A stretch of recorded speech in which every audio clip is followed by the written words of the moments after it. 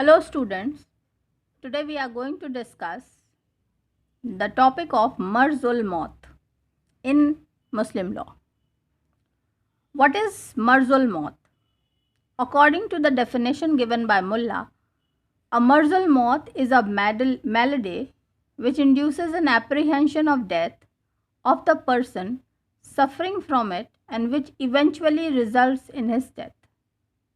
Which means Marzul Maut एक तरह का प्रिजम्पशन है, एक तरह का पूर्वाभास है, एप्रीहेंशन है उस व्यक्ति की मृत्यु का जो कि सफ़र कर रहा है, जो कि बीमार है और इवेंचुअली उस बीमारी की वजह से उसकी मृत्यु हो जाती है.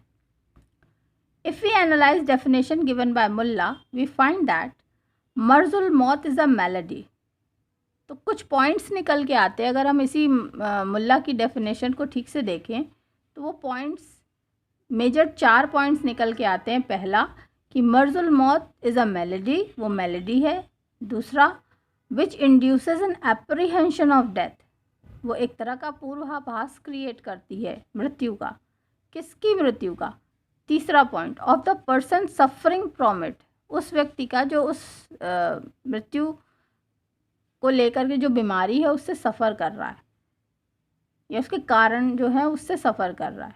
And last is which eventually results in the death, और फाइनली वो उसी कारण से मर जाता है. So essential points are in order to constitute मर्जुल मौत the following essential points are to be held necessary. पहला पॉइंट जो ज़रूरी है कि मर्जुल मौत माना जाए तो वो क्या है? There must be an approximate danger of death so that there is a preponderance of apprehension of death.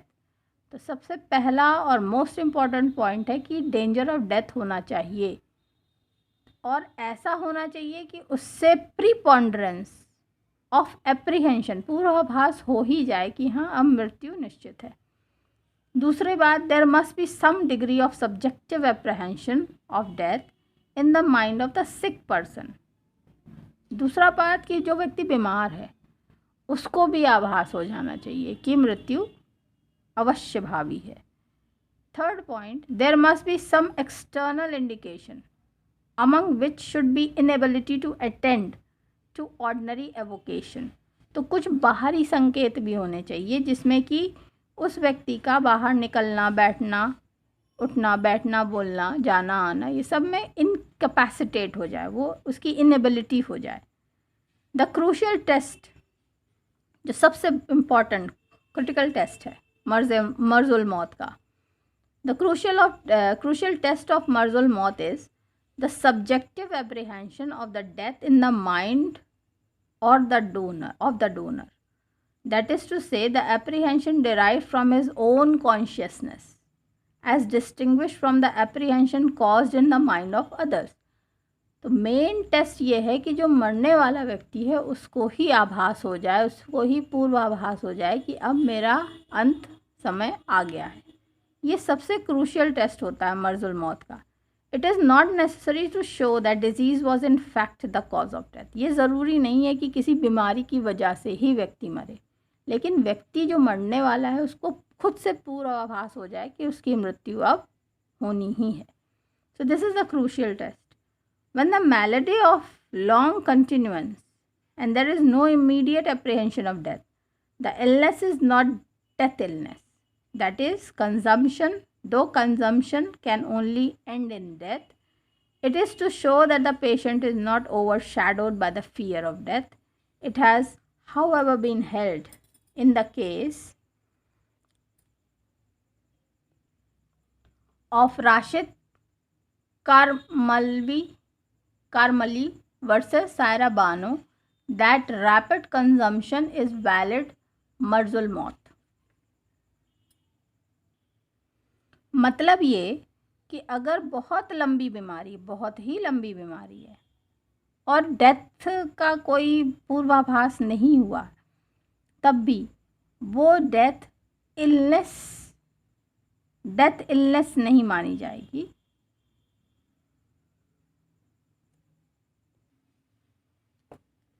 फिर है death bed gifts. A gift during gift made during the marzul maut or a death bed gift is essentially a gift. It is therefore subject to all the conditions of gift. तो जो death bed gift है, मर्जुल मौत के समय जो gift किया गया है, वो गिफ्ट ही माना जाएगा और उस पर सारी गिफ्ट की कंडीशंस अप्लाई होंगी. A declaration of gift bye the donor, conditions कौन कौन सी अप्लाई होंगी कि declaration of the gift bye the donor, देने वाले व्यक्ति के द्वारा डिक्लेयर किया गया है gift. N acceptance of gift expressly और इम्प्लाइडली बाय वन और बिहाफ ऑफ द डोनी, तो जो डोनी है उसने एक्सेप्ट किया है. Delivery of possession of the subject matter of the gift, तो डिलीवरी ऑफ द पोजेशन, जो भी गिफ्ट है उसका डिलीवरी हुआ है by the donor to the donee. However the donor's power is disposed of his property by the gift during मर्जुल मौत is limited. जो डोनर की पावर होती है कि वो अपनी प्रॉपर्टी का डिस्पोजल कर सके मर्जुल मौत के समय, वो उस पर लिमिटेशन है, वो लिमिटेड है. When a deathbed gift, when made to a non-heir, cannot take effect beyond 1/3 of the estate after payment of the funeral expenses and debt, unless heirs give their consent to the excess taking effect. तो जो non heir है, जो उत्तराधिकारी नहीं है, cannot take effect beyond 1/3 of the estate, वो 1/3 से ज़्यादा प्रॉपर्टी को नहीं ले सकता, वो भी after the payment of the funeral expenses. जो डोनर है जिसने मर्जुल मौत का गिफ्ट दिया है, उसके फ्यूनरल एक्सपेंसेस और सारे कर्ज डेप्ट चुकाने के बाद जो बचता उसमें से केवल 1/3 के लिए वो अधिकारी है. वो भी तब तक अनलेस जो उसके उत्तराधिकारी हैं वो कंसेंट ना दे दें. तो इसीलिए कहा गया है कि उसका मर्जुल मौत के समय जो डोनर की पावर है to dispose of the property that is limited.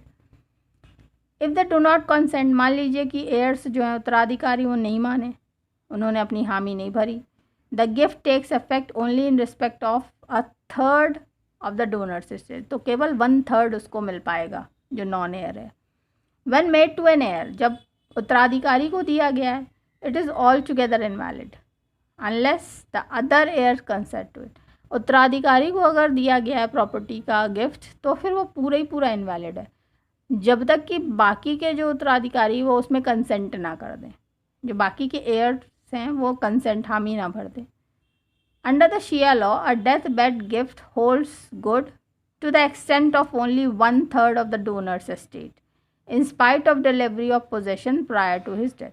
तो शिया लॉ में तो अगर आप मरने से पहले पोजेशन दे भी दें तब भी जो एग्जिस्ट करेगा, जो माना जाएगा, वो केवल 1/3 ऑफ द डोनर स्टेट ही आपको मिल पाएगा, उतना ही दिया जाएगा. भले ही उसने खुद पूरा दे के चला गया हो, लेकिन मिलेगा आपको 1/3 ही.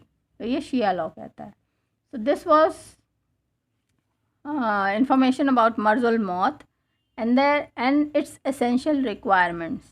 So I hope this lecture is of help to you in understanding the various aspects of Muslim law. Keep studying, learning. Stay blessed. Bye bye for now.